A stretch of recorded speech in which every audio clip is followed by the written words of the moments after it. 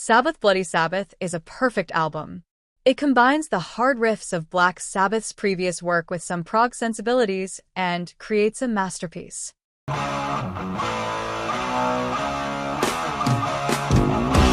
Perfectly introduces this album with its absolutely monstrous riff.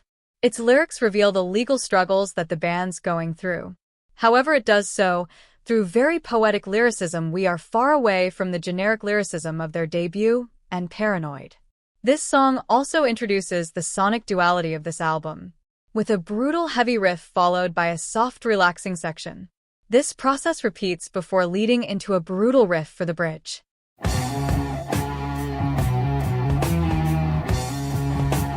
We start the song with an unknown cosmic being describing themselves. It also talks about how our thoughts that aren't our actions are similar to children that were never conceived and would never exist to do any actions. There's a point where the narrator seems to speak to the listener themselves, begging to be heard. They reveal the meaning of this song, which is that you should live your life spreading love instead of hate.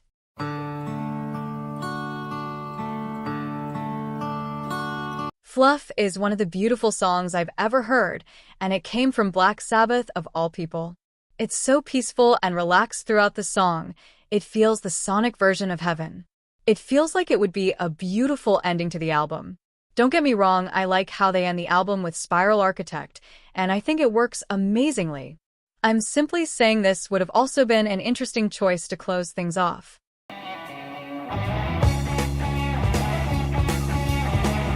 This one's about different from the rest of the album, at least lyrically.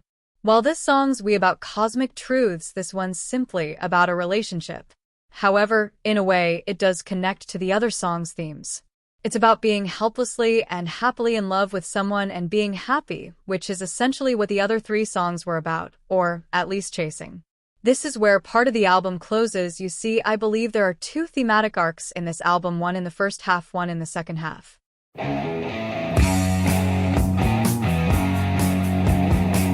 At first I had issue with the song, as I felt the whispering of smoke it get high was pretty dumb. It felt weird and dumb. But I realized that's kind of the intention of the song.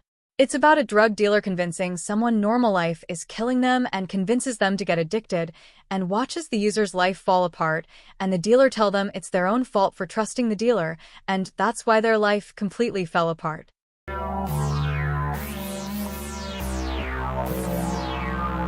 This song seems to be about an evil overlord who manipulates the people of his land and spies on them to keep himself in power.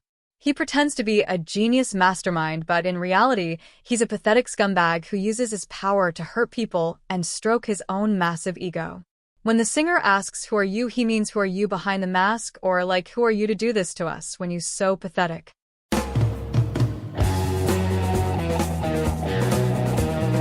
This song seems to be about bands who fall off.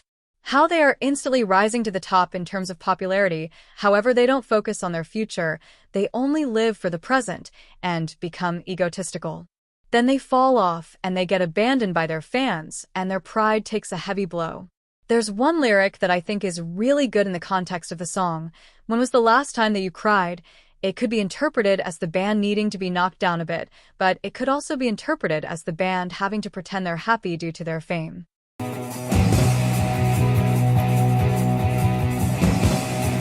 The Closer gives a nice break from the darkness of the latter side of the album. It starts dark, but this darkness breaks into a happy song talking about the beauties of life. It's such a beautiful ending because it's about keeping hope in the face of adversity, which we've definitely faced a lot of throughout the second half. So this is the perfect way to close us out. That's it. Thanks for watching.